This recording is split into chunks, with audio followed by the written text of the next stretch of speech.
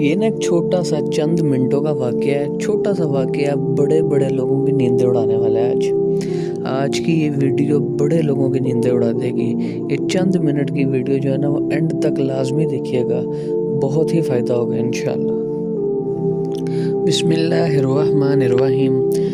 दो देहाती नबी सल्लल्लाहु अलैहि वसल्लम के पास आए और कहने लगे, या रसूलल्लाह, हमारे दरमियान अल्लाह की किताब के मुताबिक फ़ैसला कर दें। फिर एक देहाती ने चौंका देने वाली बात बताई, मेरा बेटा इसके घर मजदूरी करता था, लेकिन मेरे बेटे ने इसकी बीवी के साथ गलत काम यानी ज़िना कर लिया।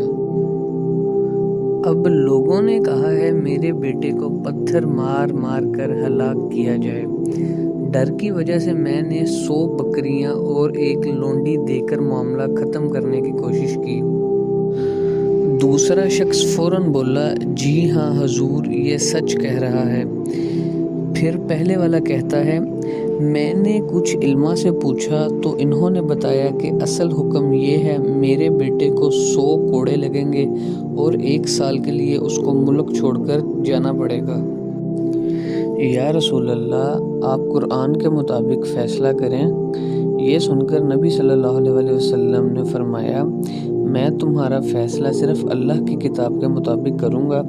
फिर फरमाया, तुम्हारी बकरियां और लोंडियां वापस की जाएंगी, तुम्हारे बेटे को 100 कोड़े लगेंगे और 1 साल के लिए उसे मुल्क छोड़कर जाना पड़ेगा।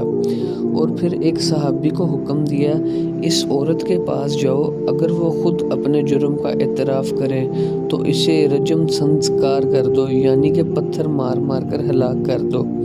जब इस औरत से पूछा गया तो इसने खुद एतराफ़ कर लिया और फिर इस पर हद नाफिज कर दी गई। इसकी एक छोटी सी हिदायत दूंगा। ज़िना सिर्फ़ एक गुनाह है, ये ईमान, इज़्ज़त और मुआशरे को तबाह कर देता है। इससे दूर रहना ही असल कामयाबी है। अपनी निगाहों की हिफाजत करें और तन्हाई में भी अल्लाह से डरें, क्योंकि वो हर चीज़ देख रहा है। अगर ख्वाहिशात तेज़ हों तो निकाह को आसान बनाएं और हलाल रास्ता इख्तियार करें। शैतान हमेशा आसान रास्ता दिखाता है, मगर कामयाबी उसी में है कि इंसान खुद को अल्लाह के हुक्म के ताबिया रखे।